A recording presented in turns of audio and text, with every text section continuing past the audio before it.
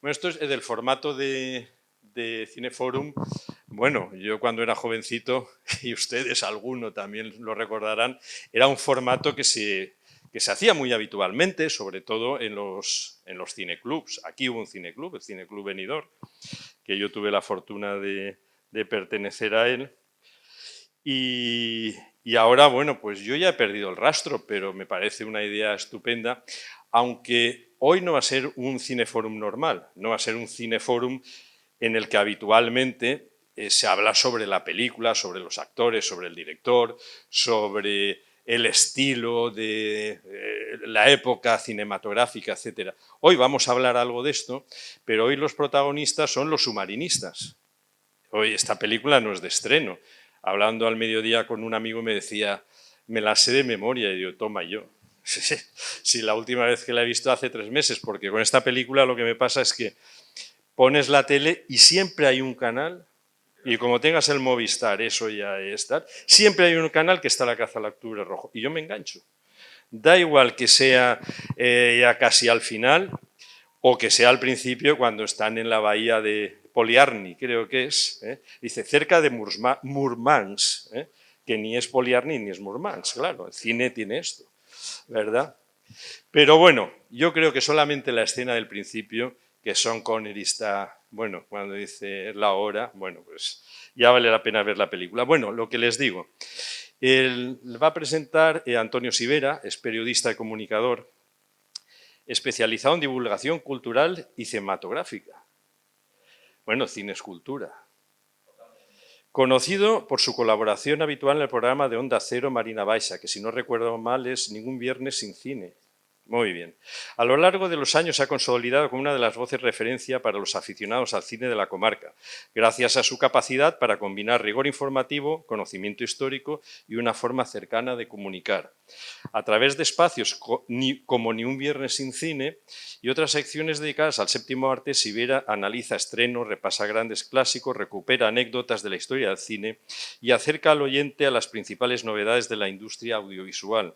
Sus intervenciones destacan por una visión amplia de la cultura cinematográfica, conectando películas, directores y actores con acontecimientos sociales, históricos y culturales.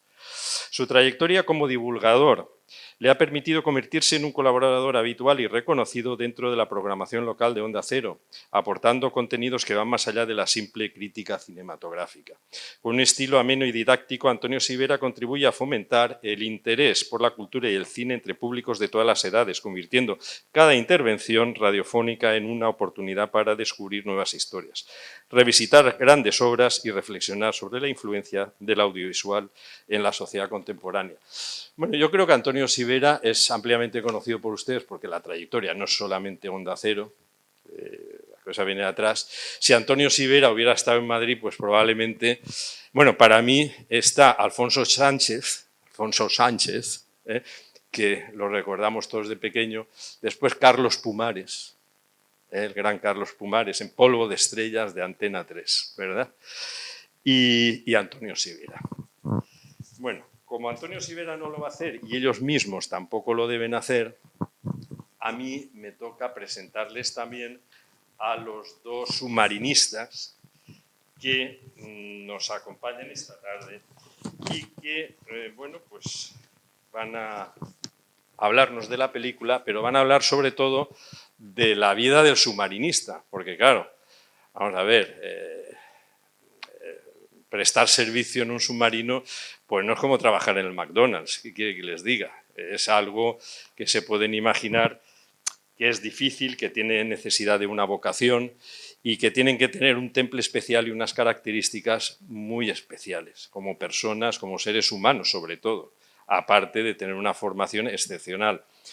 Pero, como decía, vimos el otro día en la última conferencia, pasaron un tráiler del documental que se está rodando, que están rodando a bordo del Galerna, y recuerdo que decía, dice, una vida de máximos y de mínimos.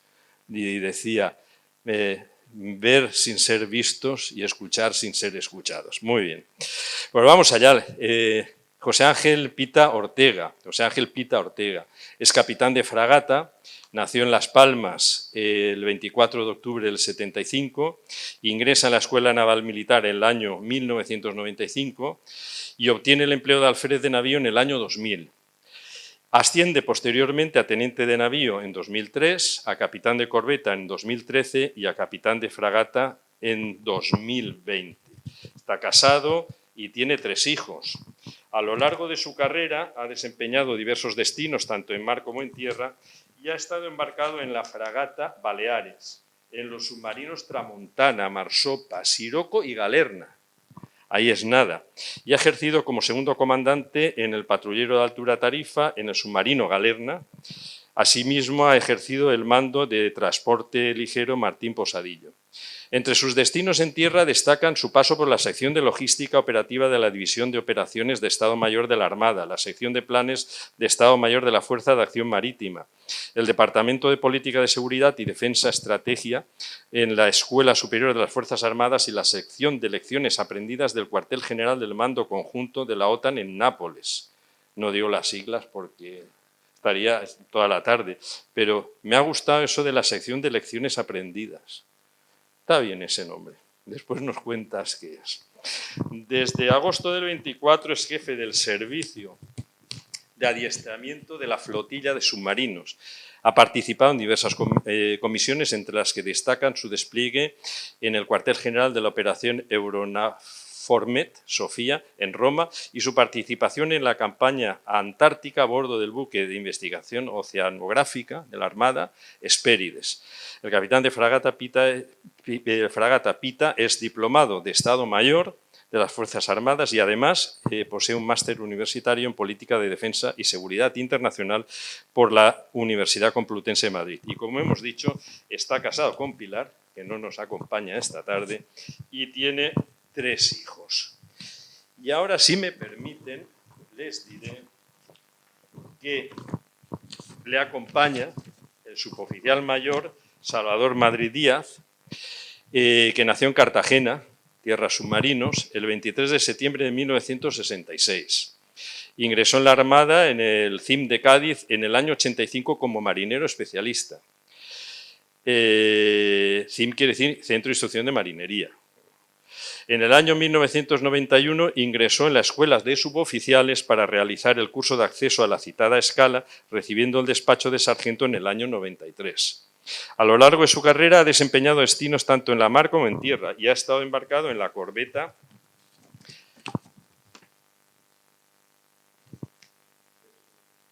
Descubierta y en varias unidades del arma submarina, como son los submarinos Mistral, Tramontana y Siroco, y ha participado en diferentes operaciones de paz, de mantenimiento de paz. Muy bien. De los destinos en unidades de tierra, mencionar su colaboración en el Grupo S-80, el programa de los submarinos nuevos, donde efectuó apoyo operativo al personal de ingeniería tanto de la Armada como de Navantia.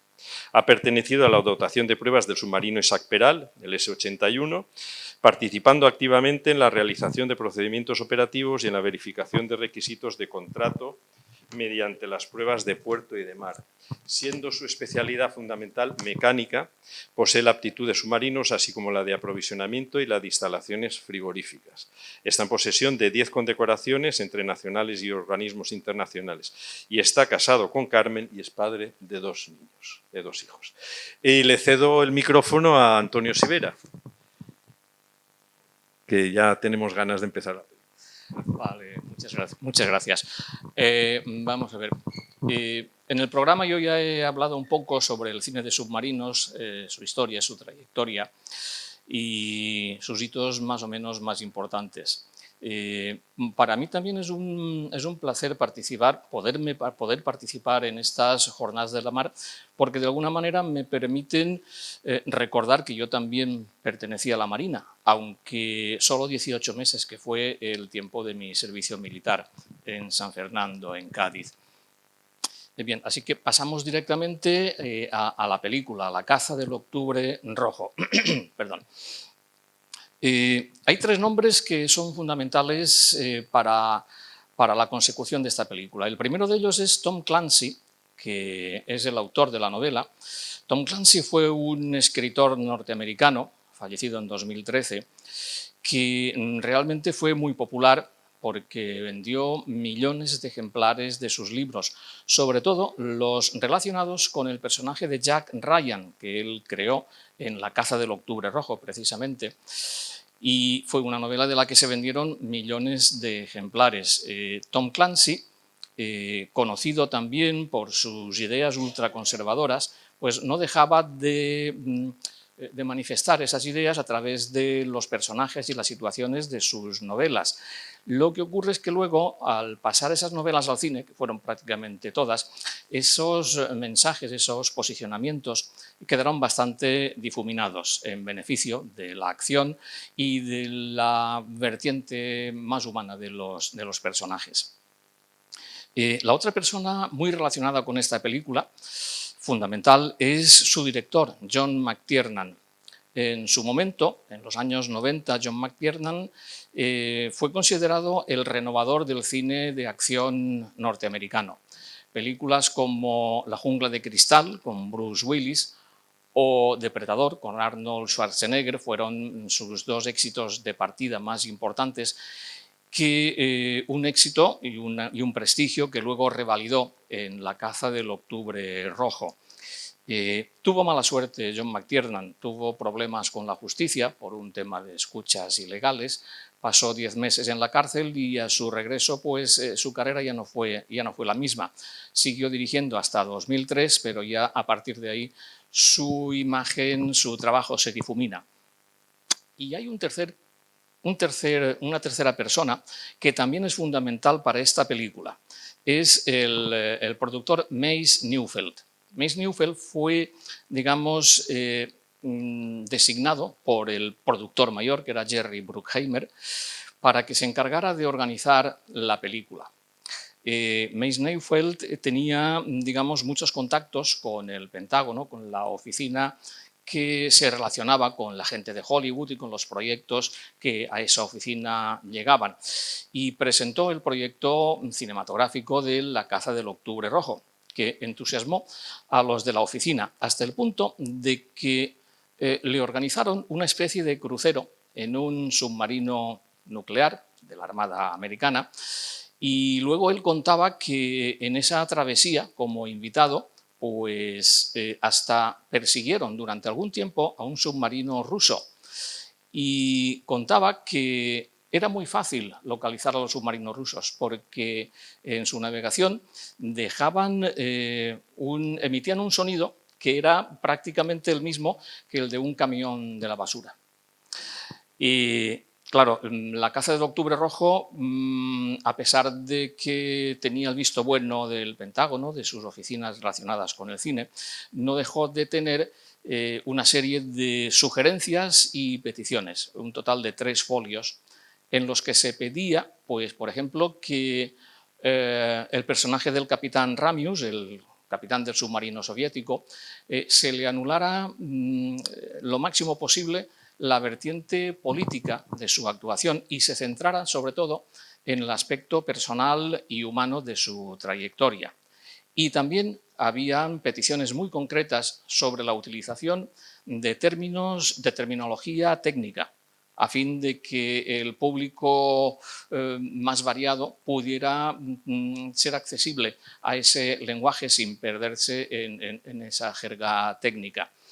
La película, que en un principio estaba presupuestada en 18 millones, costó un poco más, pero no tanto como hubiera costado si la Marina Americana no hubiera participado en ella.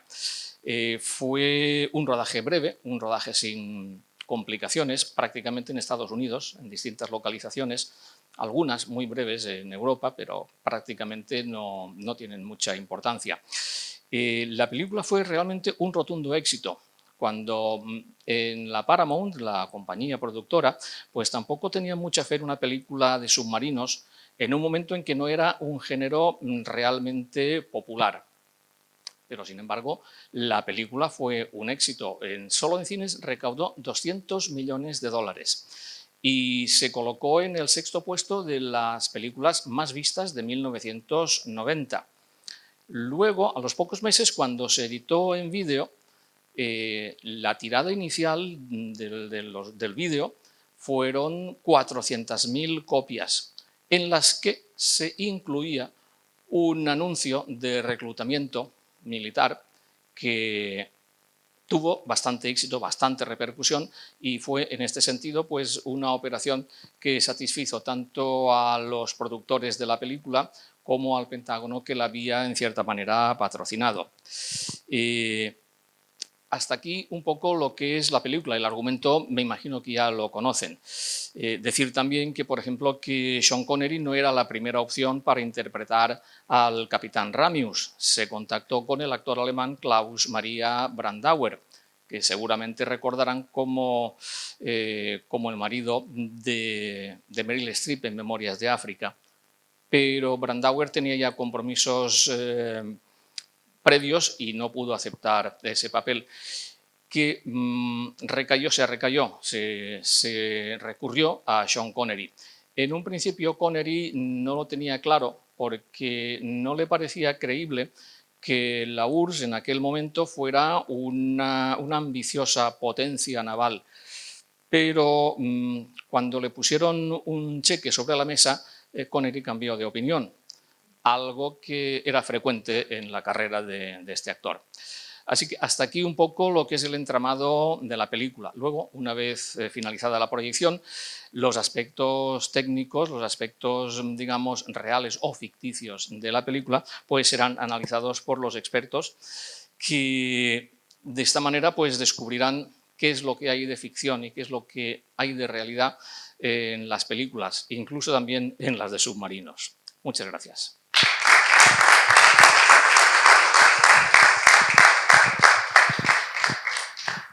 El escritor y también guionista Truman Capote dijo que la diferencia entre la realidad y la ficción es que la ficción debe ser coherente, creíble. Y entonces yo creo que eso, que es aplicable a prácticamente todas las películas, es mucho más importante en películas como esta, como La caza del Octubre Rojo, y en general pues referida a todas las películas de submarinos y de ambiente bélico. Y por eso precisamente pues nuestros invitados de esta tarde son los que más pueden deslindar qué hay de realidad y de ficción en La caza del Octubre Rojo, en todo ese despliegue de términos técnicos, en todas esas pantallas que resuelven problemas en un momento, en todas esas decisiones que contribuyen a crear un clima dramático, pero que a lo mejor no resultan, no lo sé, verosímiles o por lo menos asimilables para un público profano en realidad en todas estas cuestiones. Por eso, pues, nuestro invitado, nuestro capitán de fragata, no sé, pues sí puede empezar a deslindar un poco la realidad de la ficción de esta caza del Octubre Rojo, que en unos momentos pues casi parecía más una cabalgada de western que de una película submarina. Capitán. Sí, se escucha bien, ¿verdad? Bueno, es inevitable. Sí quería comentar que durante la proyección de la película, igual don Salvador y yo hemos hablado y hemos comentado cosas más de lo estrictamente necesario, de lo conveniente en una sala de cine. Pero bueno, dado que todos hayamos visto la película ya antes y tal, o la gran mayoría, y sabiendo que luego se nos preguntaría sobre muchos aspectos, hemos ido ya comentando algunas cosas. Nos ha llamado la atención pues muchas cosas. Hacía tiempo que no la he visto muchas veces, pero sí que es cierto que la última vez hacía ya algún tiempo. Quizás lo peor o que más nos puede chocar, primero hablando de términos técnicos, es la mala traducción de algunos términos. Hay algunos que yo no sé lo que querían decir los traductores. Hay otros que sí puedo entender, que cuando hablan de que el Octubre Rojo, en la escena final, está yéndose a puerto, lo que está es cayendo a babor, turn to port, pero no se está yendo a puerto, es una palabra que tiene en el argot marítimo pues varias varios significados, unos puerto y otros babor en la traducción española. Entonces, y luego jugar con, también cuando hablaban del flanco y tal, creo que hacían normalmente mención a la velocidad, coger máxima del acoplo en el caso de nuestros submarinos, etcétera. Es lo que más llamaba la atención. El uso de los sonares activos, los pines, estos pines que tanto suenan cuando estamos viendo películas en general, pues no es habitual el uso. Sí es cierto que cuando marcaban la posición, se delataban, el uso de las compuertas, ¿no? Hay una especie de lenguaje que sí puede ser, que sí puede tener cierto sentido, ¿no? La forma de comportarse del comandante Marco Ramius en el momento de mostrarse con docilidad en el primer encuentro con el submarino Dallas. Las uniformidades de la dotación soviética, con todas sus medallas, la camisa de tirilla bien abrochada hasta el último botón, eso como submarinistas que cuando no nos ven nadie, se van las visitas, tratamos de ir lo más cómodo posibles, con camisetas y como mucho con monos de trabajo, también es llamativo para nosotros. Sí, también nos ha llamado la atención los timones de buceo de proa que tiene el Octubre Rojo, muy pequeñitos, para conseguir con ese pedazo de submarino con tanto tonelaje la maniobrabilidad que se supone que tiene. El submarino americano, el Dallas, sí que tiene los timones de buceo de proa en la vela, con lo cual consideramos que es mucho más maniobrable que el Octubre Rojo, que lo llevan muy pequeñitos y tienen poca incidencia en los cambios de cota. Eso es un poco chocante. También chocante es la actuación del marinero sonarista Johnsy, ¿no? Que se pone en el Octubre Rojo y sabe manejar perfectamente los sonares del submarino soviético. Es bastante poco creíble. Ahí están las licencias dramáticas que aparecen en todo este tipo de películas. Y, si me permiten intrometerme en la cuestión, vamos a ver. El problema de los doblajes tiene esas cuestiones. O sea, el lenguaje técnico a veces no es adaptable a lo que es un diálogo dramático. Los traductores que tienen en los estudios de doblaje, a pesar de que son muy buenos, a pesar de que están familiarizados con los distintos argots profesionales, no siempre aciertan en este sentido. Además, en esta película se nota cuál es el problema del doblaje y cuál es la intención, que es la de que adaptando el diálogo a una voz española se pueda llevar mejor. Al principio de la película, Ramius y sus oficiales y sus marinos hablan en ruso. No está subtitulado, lo cual me parece también un fallo a tener en cuenta. Y en luego, otras versiones sí lo he visto subtitulado, no sé si quizás en VHS en su día. O sea, que puede ser que la edición en DVD sí que haya omitido este aspecto. Y luego está lo de las especificaciones técnicas. Pues para eso igual tendríamos que tener disponibles las peticiones y las sugerencias que el Pentágono hizo a este respecto. Es decir, no siempre el Pentágono desea hacer propaganda de sus avances técnicos, sino que a veces tiene unos límites y tiene además también unas maniobras de distracción, por decirlo de un modo militar. En el caso del Octubre Rojo y la novela posterior de Clancy, unos pocos años después, Tormenta Roja, también tuvo mucho éxito.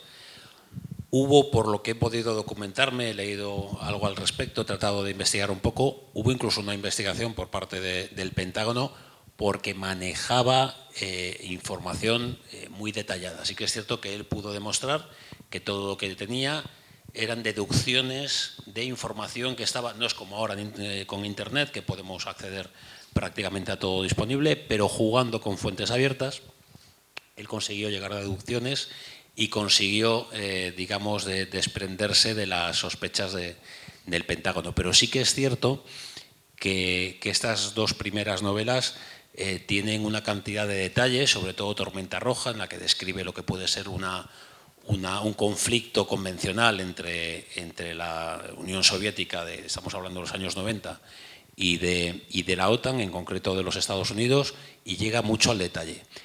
Sí que es cierto que la película trata de desprenderse de muchos detalles, trata de simplificar mucho, y por ejemplo el sistema oruga, que quizás llama mucho la atención, que por lo que he podido investigar sí es teóricamente posible, pero al día de hoy no es eficiente y no se está utilizando. En el caso de la novela son jet pumps lo que utilizas, una especie bueno, lo utilizan muchos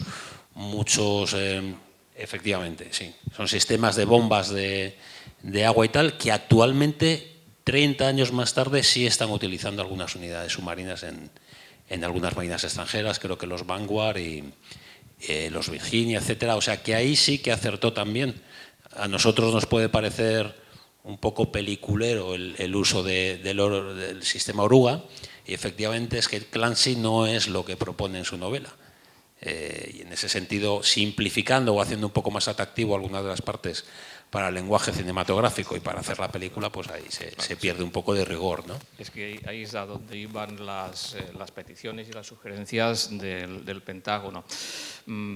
En su intención de promover el reclutamiento, también, sobre todo para un público americano que, digámoslo claramente, a veces no tiene la formación suficiente ni la cultura suficiente, también se trata de que ese lenguaje sea accesible y de que no eche para atrás a los aspirantes a entrar en la Marina. A mí también lo que me ha llamado la atención, y la película la he visto ya varias veces, es el juego a nivel de movimiento, a nivel de acción que puede tener un submarino nuclear. Nada que ver con los submarinos de la Segunda Guerra Mundial, que eran angostos, eran un espacio que realmente no permitía ningún tipo de acción física casi. Como sí ocurre aquí, sobre todo en los últimos 10 minutos de la película. Yo no sé si al público asistente algún elemento, algún aspecto le ha llamado la atención. ¿Hay alguna duda? ¿Hay algún comentario respecto a lo que aquí estamos? Sí, por favor. Sí, yo quería preguntar, gracias. Sí, yo quería preguntar, salvando la distancia entre la tecnología de los 90 y la actual, verdaderamente una nave de estas características, ¿es posible que en la Ruta Roja 1, lo que llaman la Ruta Roja 1, haga unas maniobras tan arriesgadas por desfiladeros submarinos? ¿Eso es habitual? A ver, en general todas las imágenes que recrean los submarinos, sobre todo cuando están juntos, está todo muy exagerado. Hay un momento en el que tomé nota, hablan de que el Dallas está a 4.000 metros y lo estamos viendo en el mismo plano. Es decir, eso no se vería. Imaginarnos en una carretera, tú no ves, por muy grande que sea el elemento, algo que está a 4 kilómetros, no lo ves tan próximamente. El submarino Los Ángeles, todas las unidades del submarino Los Ángeles, antes que lo que hemos nosotros embarcado en los submarinos españoles, contaban con navegadores inerciales, porque vamos, los submarinos tradicionalmente se movían con estima. Eso, cuando estás en inmersión, ahí se puede acumular muchos errores, incluso, sobre todo teniendo corrientes presentes, etcétera. Navegación inercial, y luego lo más parecido a navegar en estos cañones submarinos que en la imagen parecían tan estrechos. Bueno, nosotros podemos cruzar el estrecho de Gibraltar. Lo hacemos fiándonos mucho navegando sobre beriles. Eso sí se veía en la película, como tenían, digamos, cartografiada lo que es la zona sobre la que estaban navegando, con todos los beriles con mucha definición, con lo cual a lo mejor tú no puedes saber exactamente dónde estás porque la corriente te puede estar llegando en una navegación pura, pero sí que es cierto que con el sondador, que también es en parte indiscreto, puedes ir viendo cuál es la profundidad que tienes bajo la quilla, y con eso puedes ir guiándote y puedes ir determinando un poco la posición en la que puedes estar. Pero es complicado. Tal y como lo hacen, yo no sé si ellos, si eso es algo real. También es cierto que estamos hablando del Atlántico Norte, una zona que no es habitual para nosotros, en profundidades de operativas que también son mayores de las que nosotros estamos acostumbrados. pero en cualquier caso puedo entender que puedan buscar zonas de valle, no tanto un cañón, me imagino más un valle, algo más parecido a navegar por el estrecho de Gibraltar, como si hacemos nosotros, y con unas técnicas, una serie una derrota muy marcada, con una serie de puntos de waypoints establecidos y tal, pero evidentemente no al nivel de detalle, casi rozando con el alerón en lo que es la pared de tal, pues yo eso no me lo puedo imaginar. Hay otras cosas. Y además una velocidad de 26 nudos. Y hacer un cambio de rumbo prácticamente de 90 grados para que el torpedo choque contra la roca. Parece poco creíble. Digamos, el argumento de la película justifica ese comportamiento una vez que les han lanzado el torpedo desde la aeronave rusa. Ahí sí que pueda jugar, pero cuando antes de que les hayan atacado hacer ese comportamiento, pues a mí se me escapa un poco cuál es más allá de buscar una emoción. Eso sí, el ritmo de la película es fabuloso, por eso nos sigue pegando a la pantalla cada vez que la vemos en la tele. Y claro, y como efecto dramático también. ¿Ahora? Sí. Como efecto dramático también, pues hay que tener en cuenta el detalle de la dilatación del tiempo que a veces tiene la acción, porque a veces se habla de segundos, y transcurre pues casi un minuto en desarrollarse ese posible impacto, ese posible ataque. Sí.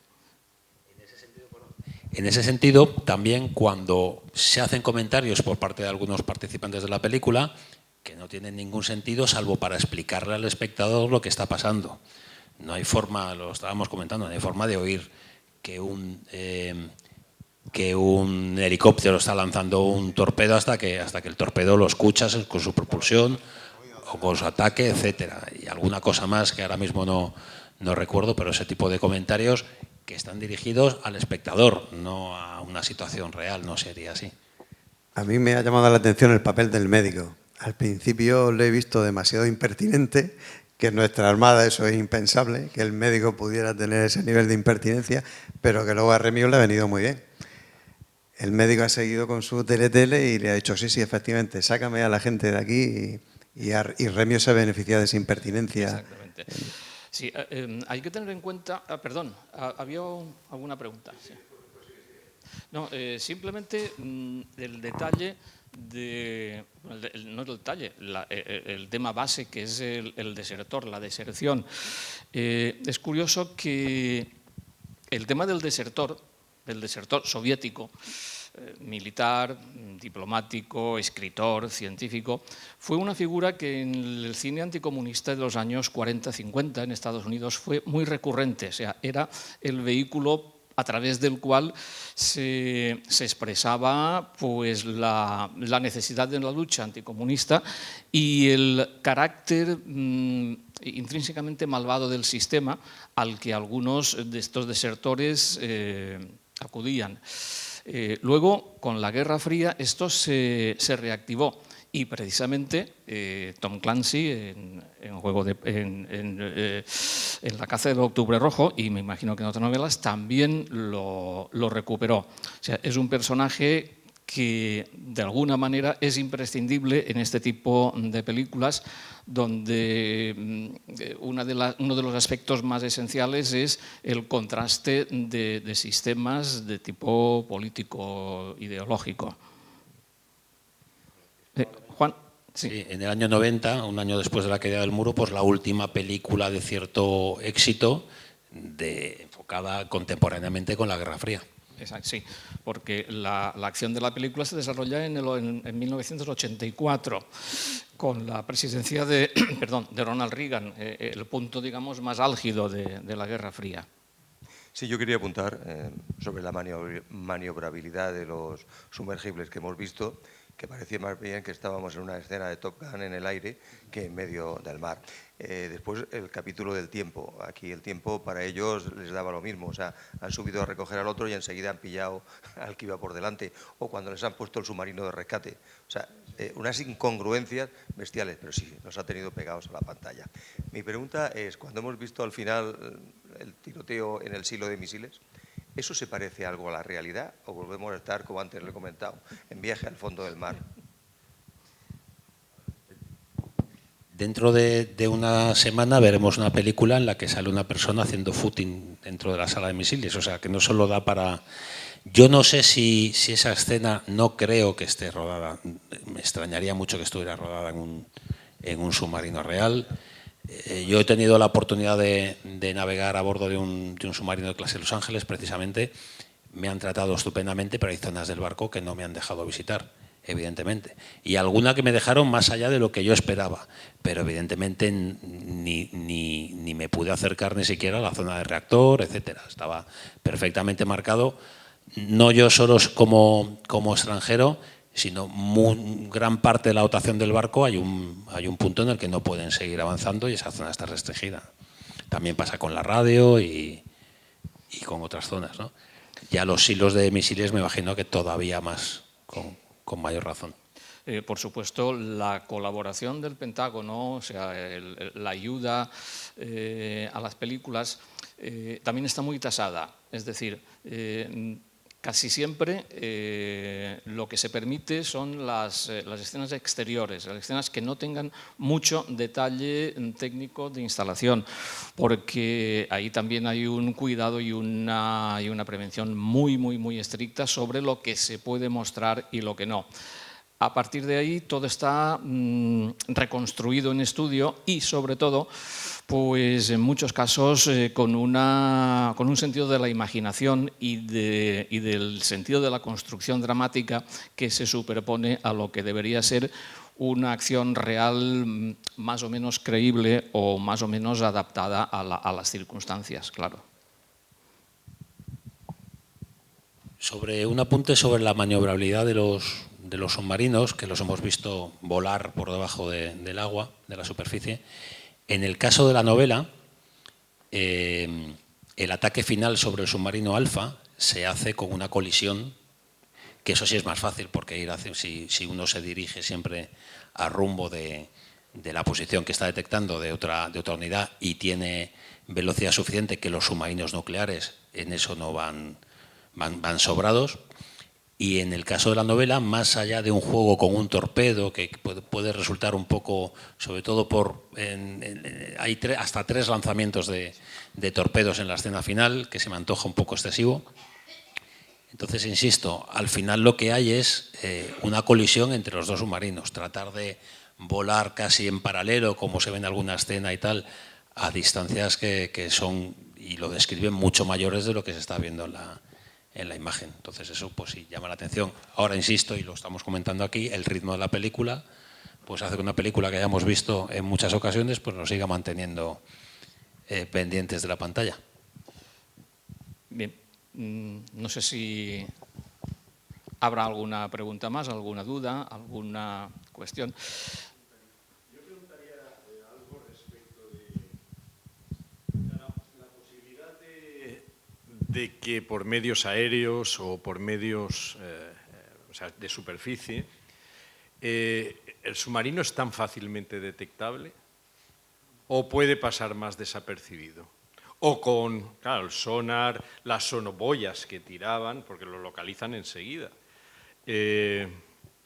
Porque, claro, aquí funciona, el submarino avanza, navega con el oruga. Lo localizan cuando pone en marcha la impulsión normal, ¿no? Con las hélices. ¿Es tan fácil de localizar un submarino o puede pasar más desapercibido, es más difícil? ¿Existe algo aparte? Porque me parece haber leído en algún sitio que, no sé si son los suecos que están haciendo unos submarinos que además llevan un recubrimiento o es más habitual, un recubrimiento de algún tipo de material que los hace más indetectables Actualmente ya los materiales de cobertura sí que tratan de ser lo más esquivos a los sistemas sonar. Bueno, hablando un poquito de ese tema, aunque no soy especialista en sonar, pero sí sé que la misión del submarino, cuando estamos en inmersión, es meternos debajo de la capa con el fin de que los barcos de superficie, cuando tienen en marcha los sonares pasivos, pues reboten en esa capa y permanezcamos indetectables. Pero esto lo va a comentar muy bien el compañero que viene la semana que viene, que es un brigada sonarista, y ese tema de la capa, la indiscreción, cómo lo trabajan ellos, sé que va a responder a las preguntas, genial. Pero de todas formas, es muy difícil detectar a un submarino en zonas tan amplias. A los convencionales es más fácil porque tienen la servidumbre de tener que subir, acercarse a cota periscópica, acercarse a la superficie y cargar en un determinado ritmo que varía de acuerdo con la velocidad de patrulla que lleven, y ahí les hace vulnerables. Es más fácil encontrar un submarino convencional porque tiene cada cierto tiempo, tiene un patrón de conducta que tratará de ir variando, en el que tiene que por lo menos sacar el periscopio, masa de inducción, generar una pequeña ola que con buena mar se puede identificar fácilmente, pero en el caso de la película sí que es cierto que tenían pistas. El submarino Alfa, el otro soviético, va precisamente a la zona donde finaliza esa ruta roja 1, y entonces tenía la idea de dónde podía estar en un determinado momento de tiempo y tal, por lo menos tal y como se puede interpretar de la película. Esa es la forma en la que tiene facilidades, pistas, para reducir el área de búsqueda en el caso del submarino Alfa. Además, es cierto que el submarino en un momento determinado tiene que soplar lastres, tiene que subir a superficie para dejar a toda la dotación en las balsas salvavidas, y eso es tremendamente indiscreto. Seguramente en un momento determinado el submarino Alfa, aunque no lo hemos visto, hubiera sacado el periscopio de ataque, hubiera observado la posición del Octubre Rojo, y ahí es mucho más fácil. En el caso de la fragata Hazard Perry, donde va el almirante, digamos, aliado o con Jack Ryan, ahí sí lo sabían, porque probablemente en todo el plan que han comunicado en esas 20 horas, que no sabemos lo que pasa, que hay un salto temporal en la película, todo eso se ha coordinado y la fragata sabe en qué momento va a estar. Hay un momento en el que el helicóptero, el helicóptero que sale de la fragata, para crear esa ilusión a la dotación del submarino que acaba de desembarcar de que están siendo efectivamente atacados, lanzan un torpedo del helicóptero que luego autodestruyen. No sé yo si ese sistema, en caso de torpedos con filoguía, sí podría hacerse algo parecido. No es tanto una autodestrucción como que lo inutilizas y dejas que el submarino, por lo menos habría que ver cada modelo, ¿no? Pero los que yo conozco, lo más fácil es pues parar la carrera y dejar que el torpedo se hunda. En el caso de un torpedo lanzado por un helicóptero, yo diría, me arriesgaría a decir que no hay forma de hacerlo. Se ha podido quizás anteriormente limitar la carrera de alguna manera, que no llegue más lejos de una determinada distancia, algo así, pero no con un botón. Se me antoja bastante complicado.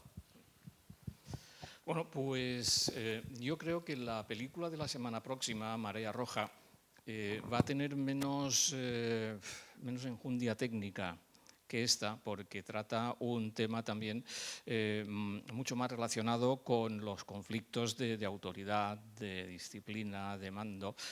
Y fue una película que seguramente se pudo llevar a cabo tras el éxito de La caza del Octubre Rojo, porque Marea Roja era un proyecto que estaba archivado casi, y sobre todo sin el visto bueno del Pentágono.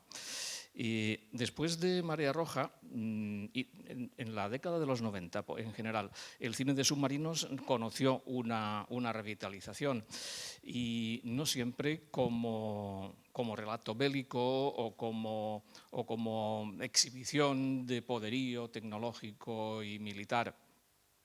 Una de las últimas películas de submarinos que yo he visto, que imagino que también alguno de ustedes la habrá visto, es El buen italiano, que cuenta la historia real de cómo el comandante de un submarino italiano recogió a los náufragos de un ataque de ese submarino y los llevó a un puerto seguro. Quiero decir que el aspecto puramente bélico, puramente militar del cine de submarinos parece que ha ido derivando a un cierto tipo de cine un poco más humanista y un poco más alejado también, en algunos momentos, de lo que es el aspecto tecnológico de la navegación submarina. Así que, bueno, pues Marea Roja les espera la semana próxima para seguir hablando, para seguir disfrutando de este cine tan atractivo, por lo menos para los de mi generación, como es el cine de submarinos. Muchas gracias.